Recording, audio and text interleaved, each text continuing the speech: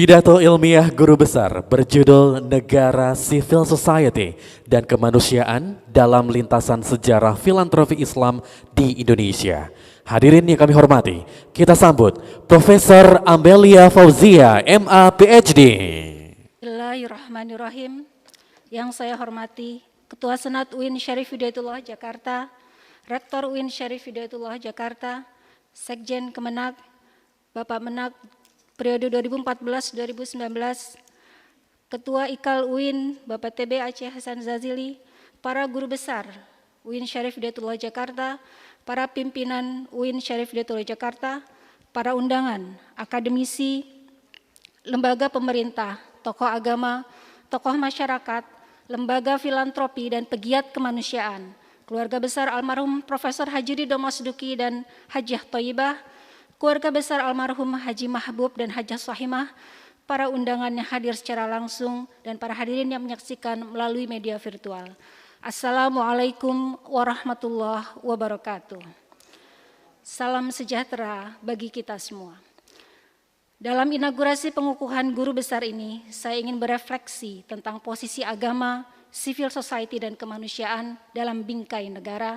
Saya akan merujuk pada praktek filantropi Islam dalam lintasan sejarah Indonesia. Bencana pandemi COVID-19 ini meluluh lantakkan, membuat dunia sedikit terhenti dari hingar-bingarnya. Dunia terdampak pandemi dan kita menjadi saksi sejarah bagaimana kita merespon pandemi. Pengukuhan ini juga terdampak pandemi.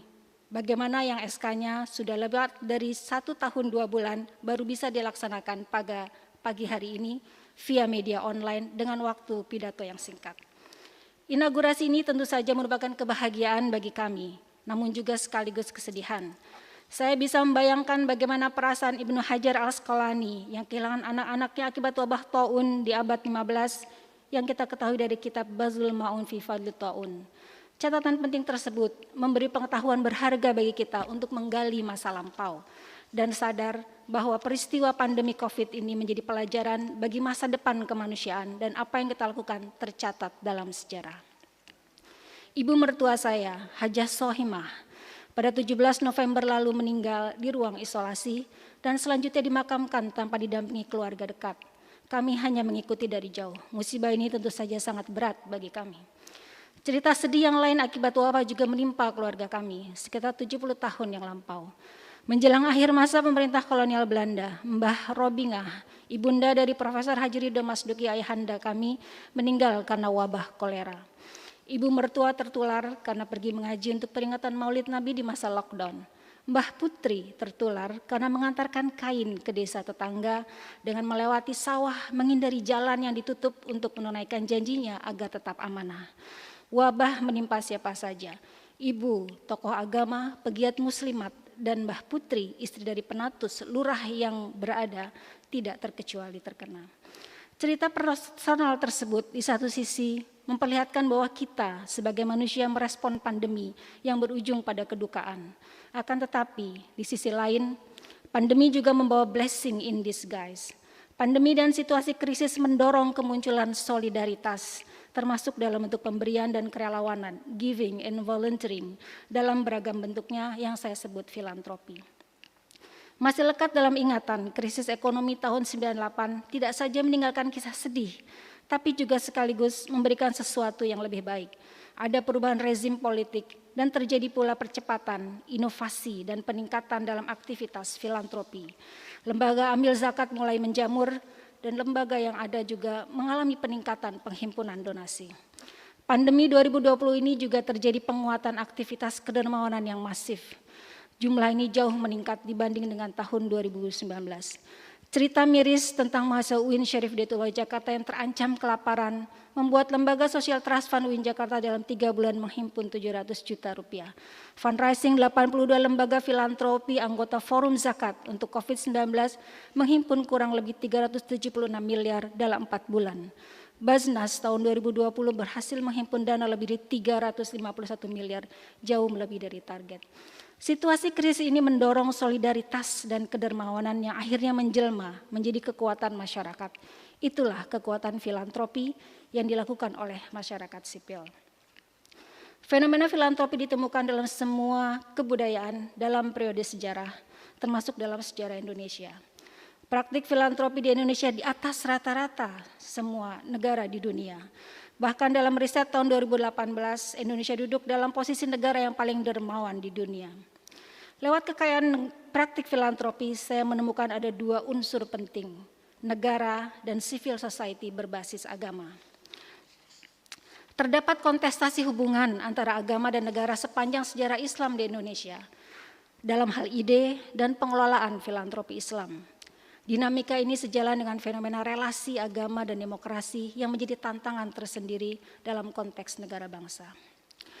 Hadirin yang saya hormati, dalam buku Faith and the State, History of Islamic Philanthropy in Indonesia, sejalan dengan McCarthy, saya berargumen bahwa filantropi adalah indikator dari kekuatan dan kelemahan civil society. Namun keduanya saling berkontestasi. Sejarah filantropi Islam di Indonesia memperlihatkan bahwa di dalam relasi yang kontestasional terjadi keseimbangan, equilibrium antara agama dan negara. Buktinya, Muslim di Indonesia memiliki pilihan untuk menyalurkan zakat donasinya, apakah ke lembaga berbasis negara atau ke lembaga berbasis masyarakat, atau bahkan ke keduanya. Ada sinergitas di antara kedua lembaga tersebut, termasuk adanya sinergitas dengan lembaga berbasis agama dan dari non-keagamaan. Satu kunci penting yang memunculkan equilibrium ini adalah entitas civil society. Karena itu saya fokus melihat kekuatan civil society berbasis agama, dalam hal ini lembaga filantropi Islam. Bagaimana praktek filantropi Islam bisa menguatkan civil society dan demokrasi? Kathleen McCarthy berargumen dalam bukunya American Creed, Philanthropy and the Rise of Civil Society, it is not possible to understand the meaning of American democracy without understanding civil society. Nor is it possible to understand civil society without understanding the role of non-profit organization and the philanthropy that sustain them. Setidaknya ada 3 hal bagaimana filantropi memperkuat civil society. Pertama, praktik derma dan kerelawanan menjadi tulang punggung yang membiayai hidupnya organisasi dan asosiasi. Kedua, aktivitas filantropi berhasil membangun kemaslahatan publik dalam berbagai bidang seperti pendidikan, kesehatan, ekonomi, sosial keagamaan, termasuk kebencanaan.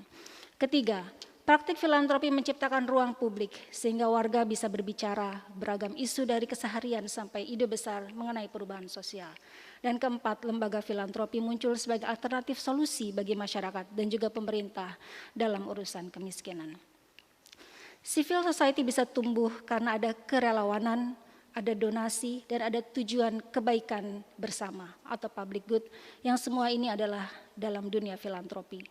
Oleh karenanya wilayah aktivitas filantropi beserta aturan serta kelembagaannya menjadi kompleks karena keterlibatan masyarakat yang sangat kuat dan banyak stakeholder terlibat. Civil society bisa tumbuh karena ada modal sosial. Modal sosial yang krusial dalam filantropi adalah ajaran dan identitas agama, jaringan sosial, kepercayaan, dan aktivitas derma dan kerelawanan itu sendiri. Modal sosial ini memiliki 2 mata koin, bonding atau mikat dan bridging yang menjembatani. Karakter bonding ini kuat menyatukan, tapi bersifat identitas yang eksklusif, seperti kesamaan agama, etnis, dan bangsa. Sedangkan karakter bridging adalah menjembatani dan bersifat inklusif, membuka diri atas keragaman. Jika Robert Putnam berargumen bahwa banyaknya organisasi sosial kerelawanan akan meningkatkan iklim demokrasi. Namun Putnam juga memberikan catatan bahwa potensi modal sosial yang digunakan secara tidak tepat bisa menjadi kontraproduktif bagi demokrasi. Dalam 1 dekade terakhir, praktik filantropi memperlihatkan bahwa modal sosial pada civil society di Indonesia juga naik turun. Hadirin yang saya hormati, dalam konteks Indonesia, aspek agama menjadi unsur pengikat yang efektif untuk kegiatan filantropi. Faktor eksklusivitas agama itu tinggi, tapi agama juga memiliki nilai-nilai bridging. Fenomena praktik filantropi yang kuat unsur kemanusiaannya mengarah pada nilai bridging, misalnya pada respon kebencanaan yang hampir selalu non-diskriminatif. Pandemi yang sedang kita alami ini dan juga bencana bisa menimpa siapa saja. Apakah upaya-upaya pemberian bantuan kemanusiaan juga dilakukan tanpa non-diskriminasi kelompok, etnisitas, dan agama? Pertanyaan ini memiliki signifikansi ketika melihat filantropi berbasis agama tumbuh dalam konteks masyarakat yang kaya akan keragaman. Mary Jules Peterson menemukan fenomena transformasi sekaligus kegalauan pegiat lembaga filantropi transnasional yang berbasis di Eropa dan Timur Tengah dalam bukunya For the Humanity or for the Ummah. Lembaga filantropi Islam di Timur Tengah yang memiliki basis pada tradisi Islam yang kuat membuka diri pada penggunaan prinsip-prinsip universal seperti akuntabilitas, transparansi, dan non-diskriminasi. Sedangkan lembaga filantropi Islam yang berbasis di masyarakat sekuler Eropa berpegang pada nilai-nilai universal mulai bergeser pada sakralisasi. Satu hal krusial dan membuat kegamangan bagi sebagian pegiat filantropi adalah prinsip non-diskriminatif yang sebenarnya kuat dalam ajaran Islam. Misalnya, apakah lembaga filantropi berbasis Islam boleh menyalurkan bantuan untuk non-Muslim? Sejarah Islam memperlihatkan inklusivitas, misalnya dalam Futuh al-Buldan, Al-Baladuri menuliskan bahwa ketika Khalifah Umar bin Khattab memasuki kota Jabiyah di Damaskus dan melewati kaum Nasrani yang menderita wabah kusta, ia memerintahkan untuk memberikan bantuan sedekah zakat untuk memenuhi kebutuhan pokok mereka. Di masa kontemporer, organisasi filantropi Islam transnasional berhasil mengatasi kegamangan ini. Negosiasi antara prinsip kerja kemanusiaan dengan pemahaman fikih memperlihatkan bahwa agama adalah untuk manusia. Bapak, Ibu, hadirin yang saya hormati. Apakah ada praktek-praktek filantropi Islam yang inklusif terjadi dalam sejarah? Ya, praktek filantropi Islam yang inklusif ada dalam sejarah panjang Islam di Indonesia. Saya ringkaskan contoh di setiap periode. Pada masa awal Islam di Nusantara, catatan Tommy Pire menyebutkan bahwa Muslim memberikan sedekah zakat kepada kaum Tapa yang diasumsikan sebagai penganut Hindu-Buddha. Praktik pemberian derma ini tanpa disadari menjadi salah satu stimulus proses Islamisasi. Pada masa periode kolonial Belanda, 1858 pemerintah kolonial melarang ide penyaluran zakat untuk rumah sakit Kristiani dari uang kas masjid. Namun tahun 1902 kas masjid dari Kabupaten Rembang, Surabaya, dan Kediri melaporkan penyaluran bantuan untuk rumah sakit misionaris di Mojowarno. Ada pula penggunaan uang kas masjid di Madiun yang disalurkan bagi pengemis kulit putih Eropa. PKU Muhammadiyah bekerja dengan asas Islam yang kuat untuk siapapun tanpa mendiskriminasi kelompok dan agama. Rumah sakit PKU yang memberikan pengobatan gratis kepada orang tidak mampu apapun latar belakang etnis dan agamanya. Ada pula Yayasan Kas Wakaf Kemerdekaan yang dibentuk oleh Sarekat Islam didirikan untuk mendukung kemerdekaan Indonesia tanpa pembatasan agama dan kebangsaan. Pada masa Perang dan Orde Lama, 17 Agustus tahun 48 berdiri Yayasan Wakaf Republik yang melakukan usaha penerbitan. Keuntungan dari penerbitan didedikasikan untuk pendirian perpustakaan dan mendukung beasiswa tanpa mendiskriminasi latar belakang kebangsaan. Masa Orde Baru, pengelolaan zakat oleh Bapelur Zam Badan Pelaksana Urusan Zakat Muhammadiyah Kendal dilakukan secara bottom up dan di mana penerimanya ada dari kalangan non-Muhammadiyah dan termasuk non-Muslim. Basis DKI juga memiliki interpretasi inklusif terkait pemberian zakat sehingga memberi bantuan ekonomi termasuk kepada PSK.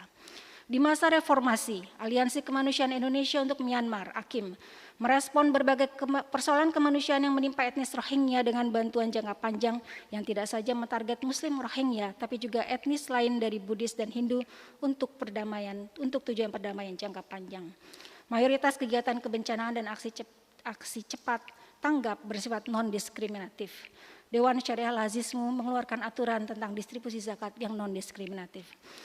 Pada masa pandemi kita saksikan banyaknya donasi APD ke rumah sakit, penyemprotan disinfektan di kantor, ruang publik, sekolah, dan masjid, serta rumah ibadah agama lain oleh lembaga filantropi Islam. Itulah contoh-contoh nyata menunjukkan sifat kemanusiaan inklusif dari lembaga filantropi berbasis agama. Temuan singkat di atas menunjukkan bahwa periode yang memperlihatkan inklusivitas cukup kuat terjadi pada rentang pertama abad ke-20, yaitu pada masa pemerintah kolonial. Ini adalah periode di mana civil society kuat dan negara kuat. Dengan kebijakan politik etis dan kebijakan tidak turut campur dalam urusan filantropi dan urusan agama, tapi melayani dan memfasilitasi, negara menjadi kuat dan filantropi, civil society berkembang kuat.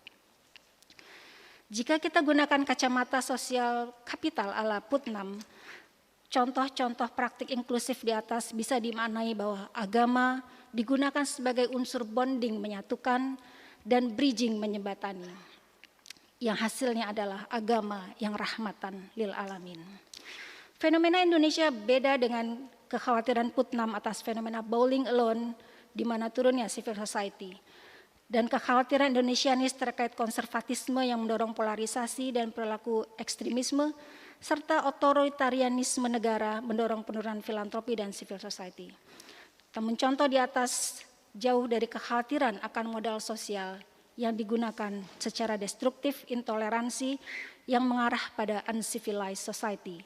Walaupun demikian, potensi ke arah ini tetap harus ada dan harus disadari oleh negara dan lembaga filantropi itu sendiri untuk mencegahnya.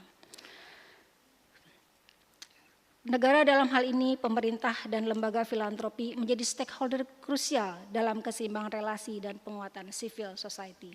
Relasi yang saling mengisi, saling bekerja sama, yang dapat mendorong penguatan nilai kemanusiaan inklusif dan menempatkan Indonesia sebagai salah satu terdepan dalam praktik filantropi Islam. Pada pembuka pidato ini saya memulai dengan pandemi dan wabah untuk masuk pada fenomena praktik filantropi dalam sejarah Indonesia. Dalam sejarah manusia dan kemanusiaan, pandemi hanyalah satu dari banyak problem kemanusiaan yang direspon baik oleh praktik kedermawanan. Sayangnya belum banyak upaya penggalian sejarah lampau untuk memperkaya bukti-bukti tentang praktik filantropi Islam dan praktik filantropi secara umum. Padahal kekuatan tradisi filantropi yang kita nikmati saat ini, Indonesia katanya sebagai negara yang paling dermawan di dunia, adalah hasil perjalanan panjang dari pemikiran dan kebudayaan sebelumnya. Sekelumit temuan-temuan dari sejarah Islam di Indonesia ini menguatkan argumen bahwa adanya praktik filantropi Islam yang berbasis kuat kepada kemanusiaan yang inklusif. Masih banyak pekerjaan rumah untuk memperkuat praktik filantropi Islam dan filantropi berbasis agama untuk menguatkan keseimbangan relasi antara negara dan agama. Praktik filantropi menjadi salah satu tulang punggung untuk civil society dan upaya untuk penguatan sisi kemanusiaan inklusif yang menjadi krusial dalam konteks kebangsaan. Hadirin yang saya hormati, saya ingin menutup pidato ini pada bagian yang paling menyenangkan, yaitu ucapan terima kasih. Gelar guru besar ini tidak akan bisa saya capai tanpa kedermawanan yang dilakukan oleh banyak sekali orang di sekitar saya, baik secara langsung maupun tidak langsung. Guru besar ini saya dedikasikan kepada almarhum Profesor Haji Ridho Masduki dan almarhum Profesor Mary Cleves. Untuk Profesor Azumadi Azra, Profesor Komarudin Hidayat, Profesor Niko Kapten yang memberi saya kepercayaan dan dukungan serta bimbingan studi, fellowship, dan beragam kegiatan yang saya lakukan. Ucapan terima kasih kepada Profesor Michael Wiener, Profesor Kenneth Dean, Asia Research Institute, Profesor Kathleen McCarthy dari Center of Philanthropy and Civil Society dan Associate Profesor Minako Sakai dari School of Humanities and Social Science atas kesempatan fellowship yang mencerahkan dan produktif. Suami tercinta Amir Ma'ruf yang selalu mendampingi dalam susah dan senang menjadi partner riset terbaik, dan dua anak saya, Elkana Alifi Ma'ruf yang saat ini ada di Busan, serta Farhan Eri Cakra Ma'ruf yang saat ini ada di Singapura. Terima kasih atas dukungan dari kalian yang tak terbatas. Satu hal yang membuat saya menjadi spesialis dalam bidang filantropi Islam adalah kesempatan melakukan riset mengenai filantropi untuk keadilan sosial yang didukung oleh Ford Foundation. Terima kasih kepada Susan Siskel, Abdullahi Ahmed An-Naim, serta rekan-rekan Ford Foundation di Jakarta yang menginspirasi pembuatan lembaga Social Trust Fund. Tentu saja lembaga UIN Jakarta memiliki kontribusi besar. Saya ucapkan terima kasih kepada Rektor Profesor Amani Burhanuddin Lubis, Profesor Dede Rosada, Bapak Murni Jamal, Dekan Fakultas Adab Dr. Saiful Umam, Profesor Oman Fatur Rahman, dan Profesor Sukron Kamil yang semuanya mendukung saya melakukan riset. Tidak lupa para pengurus IKAL UIN yang memberi dorongan saya untuk selalu berpikir dan berbuat untuk semuanya. Terima kasih yang tak terhingga kepada pengurus board dan keluarga besar Social Trust Fund UIN Syarif Hidayatullah Jakarta, kepada Forum Zakat, para pegiat filantropi Islam, kepada Baznas, Perhimpunan Filantropi Islam Indonesia, dan semua lembaga filantropi. Mereka tidak saja telah menjadi laboratorium bagi saya melakukan penelitian, tapi menjadi inspirasi dan penggerak civil society di Indonesia. Terakhir, achievement 10 tahun ini tidak bisa menghilangkan kontribusi besar dari keluarga besar Mbah Mas Duki dan Mbah Abdul Wahab, keluarga besar Mbah Imung Kroya, teman-teman keluarga besar Pondok Pesantren Darun Najah, khususnya Kiai Mahrus Amin, dan juga teman-teman Himpunan Mahasiswa Islam dan Muhammadiyah tempat saya belajar, serta teman-teman pecinta alam Ranita. Dan semua yang telah membantu dan tidak bisa saya sebutkan satu persatu. Saya ucapkan terima kasih. Demikian saya tutup. Assalamualaikum warahmatullahi wabarakatuh.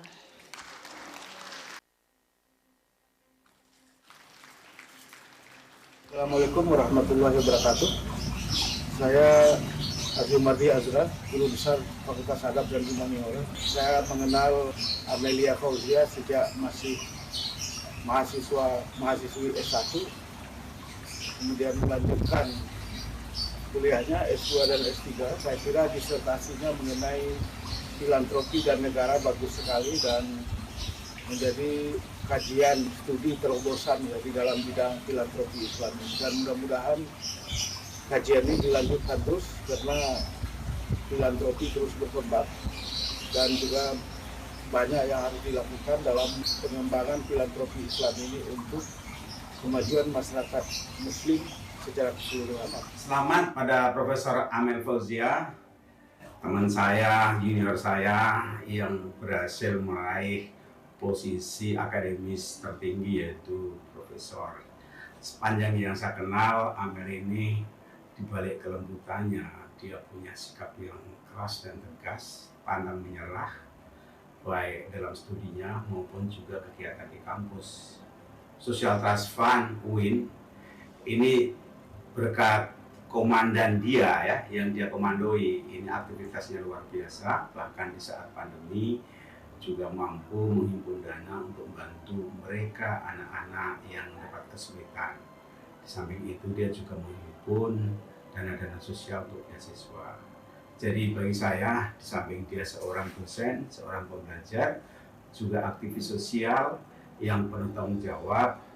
Tugas apapun yang dia kerjakan sejauh ini selalu menunjukkan satu prestasi yang baik. Sekali lagi saya sampaikan selamat kepada Profesor Dr. Amelia Fauzia.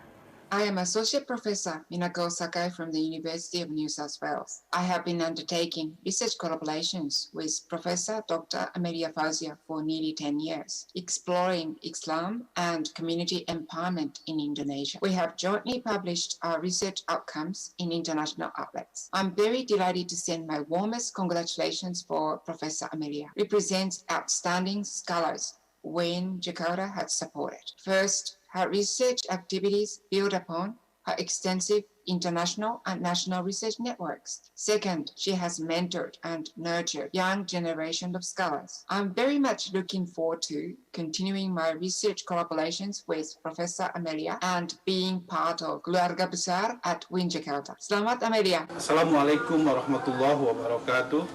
Saya Aceh Hasan Sazili, Wakil Ketua Komisi 8 DPR RI yang juga Ketua Umum Ikatan Alumni UIN Syarif Hidayatullah Jakarta, mengucapkan selamat dan sukses untuk Profesor Amelia Fauzia.